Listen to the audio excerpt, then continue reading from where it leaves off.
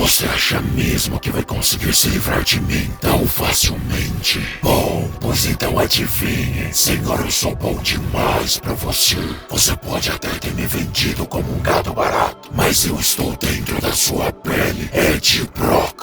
Uma parte de mim sempre estará por baixo da sua pele. E então eu estou aqui, esperando que você morra e aguardar que os doutores e médicos façam seu trabalho e te partam no meio. E então, enfim, eu serei livre. E hoje, no nosso segundo dia da Semana do Horror, nós vamos falar da história mais aterrorizante da vida de Ed Brock. Mas antes, já deixa aqui o seu like, o seu hype, se inscreve, porque nesse canal a gente tem vídeo 3 vezes por semana, exceto essa semana de Halloween que tem vídeo todo dia. Mas vamos partir logo para essa história. E nós somos jogados a um flashback, onde nós vamos acompanhar toda a história de Ed Brock. Uma história completamente traumática e triste, cheia de problemas desde a sua infância. O flashback mais antigo que nós temos de Ed é na sua adolescência, no momento em que ele estava pilotando um carro estando completamente embriagado e ele acaba tirando a vida de uma criança, apenas uma criancinha inocente, perdendo a vida pela imprudência de um jovem. E Ed passa por um momento de repreensão extremamente árduo e pesado com seu pai, que na época trabalhava com a polícia, aonde seu pai, para proteger a sua imagem e o seu cargo, convence Ed a se ver como um inocente e no momento em que foi interrogado dizer que é inocente, que não foi culpado. E ele bate no Ed violentamente até que o Ed admita verbalmente que ele se vê como um inocente, para que assim ele possa convencer os interrogadores. E avançando um pouco mais na história, na sua vida adulta, Ed também passa por inúmeras frustrações. Na sua carreira como jornalista, Ed atribui uma identidade errada a um serial killer, e isso acaba destruindo completamente a sua reputação e as suas chances de continuar naquele emprego. E Ed vai a uma igreja católica fazer algumas preces, que é um momento bem recordado nos filmes, nas animações, nos jogos. Eu acredito que a maioria conhece essa cena, mas eu acredito que a minoria é ciente de que na verdade o Ed não foi aí só para pedir misericórdia e pedir bênçãos a Deus. Na verdade o Ed foi aí como um último encontro dele com Cristo, porque o Ed pretendia tirar a sua própria vida. Devido às suas falhas, humilhações, ódio e raiva contra si mesmo, contra o Homem-Aranha, contra a sua própria profissão, o Ed ali já estava desistindo de tudo, ele queria acabar consigo mesmo. Porém ele acaba sendo interrompido pelo Venom, que pode ter sido uma resposta divina ou algo maligno. Porém, mesmo que a vida de Ed Brock não tenha se encerrado naquela igreja, isso não significa que o seu sofrimento cessou, porque ainda aliado com o Venom, Ed passou por uma situação extremamente horrorosa, onde a sua esposa fez uso do simbionte para se proteger de um ataque, porém usando o simbionte ela não soube controlar e acabou tirando a vida de pessoas. E isso foi tão traumático para ela que ela tirou a própria vida. Não rola igual no filmezinho do Tom Hardy não, que ela fica de boa tendo matado uma pessoa. E isso é um choque pro Ed, algo completamente traumático. Porém, seguindo um pouco mais à frente, Ed decide se livrar do simbionte e descobre que através dele o Ed desenvolveu câncer. E acreditando fielmente que o simbionte é a raiz dos seus males, Ed decide ir para um leilão de vilões e vender o traje alienígena. E até aí tudo bem, entre aspas, né? Ele tá vendendo uma arma extremamente perigosa para vilões, mas não acho que nenhum herói compraria um simbionte. Porém, o novo host do simbionte age de uma forma completamente diferente de Ed Brock. Enquanto o Ed era Venom, ele evitava ao máximo possível ferir inocentes. Porém, Ângelo Fortunato age completamente diferente, se entrega completamente à violência e mata inúmeros inocentes, deixando o Homem-Aranha completamente furioso e agredindo aquele Venom com toda a sua força. E o simbionte, vendo que Ângelo não era um host tão interessante assim, simplesmente lança ele de um prédio e desvive o garoto. E vendo todas essas mortes e atrocidades que o Ed indiretamente causou, tendo lançado o Venom na mão de outra pessoa, ele tenta tirar a própria vida de novo.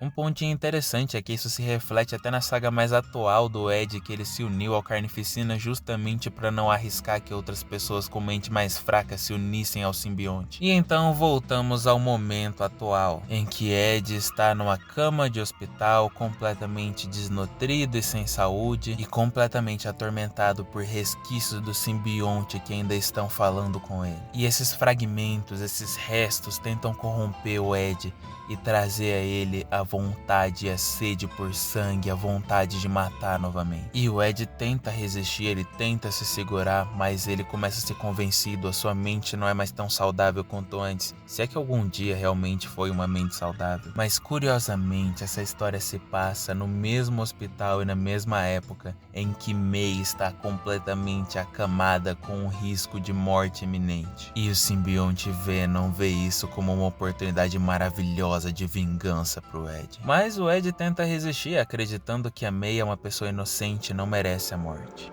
Olha aqui, Ed. Aqui está a amarga verdade.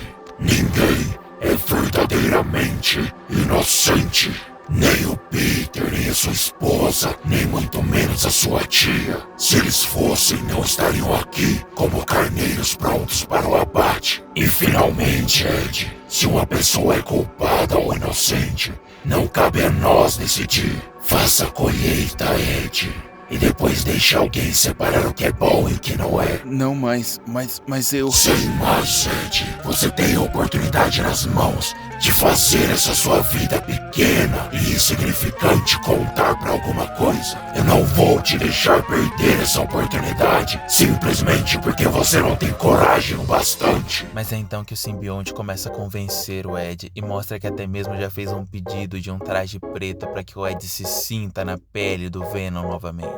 Você parece bem, Ed. Parece muito bem. E Ed veste o traje e ele se entrega e acaba atacando a enfermeira. Tudo de uma forma extremamente fria e violenta, simplesmente pelo bel prazer de matar. Você se sentiu culpado, Ed? Não. Não, Ed.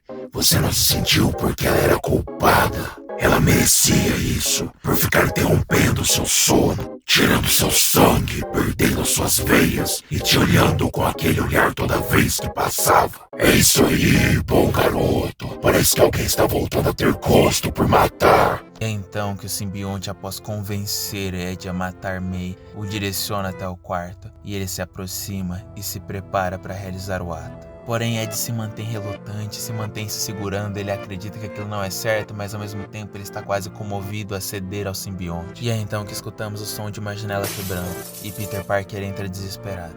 Ela tá bem, Peter. Ele queria que eu machucasse ela, mas eu não fiz. A enfermeira eu machuquei, mas ninguém inocente e bom quanto a sua tia. Ed, quem queria que você machucasse a May? Ele continuou dentro de mim por muito tempo. Eu pensei que eu conseguiria me livrar dele, mas ele continua aqui dentro o tempo inteiro. Tá bom, Ed, mas de quem a gente tá falando exatamente? O nosso amigo.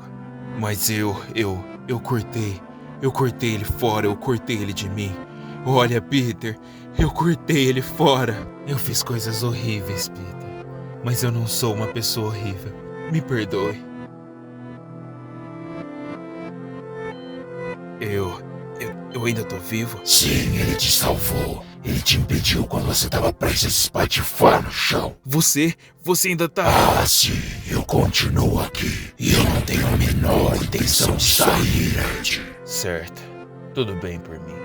Agora a gente já sabe quem tá no comando. No fim dessa história, vemos que claramente o simbionte não estava dentro de Ed e nenhum resquício dele realmente estava influenciando. Tudo aquilo na sua cabeça era uma personificação de um lado traumatizado e completamente violento do próprio Ed. Aquela personificação do simbionte Venom na verdade não passava de um lado da mente de Ed se fantasiando do seu lado mais vilanesco. Não era nada mais nada menos que seus impulsos pela violência. Opa, você ficou até aqui, fico muito feliz que você tenha acompanhado esse vídeo até o final, muito obrigado pelo seu tempo. Essa história ela é meio creepy e triste, e tem vários quadrinhos bem expressivos e assustadores, como aquele Venom gigante ou Venom rodeando o Ed, e principalmente o Ed com os seus braços completamente dilacerados, mas é um quadrinho muito bom e é muito positivo a forma que ele termina. Eu espero verdadeiramente que você tenha gostado e eu te espero amanhã no nosso próximo episódio da Semana do Horror. Mas no mais, fiquem com Deus e até a próxima.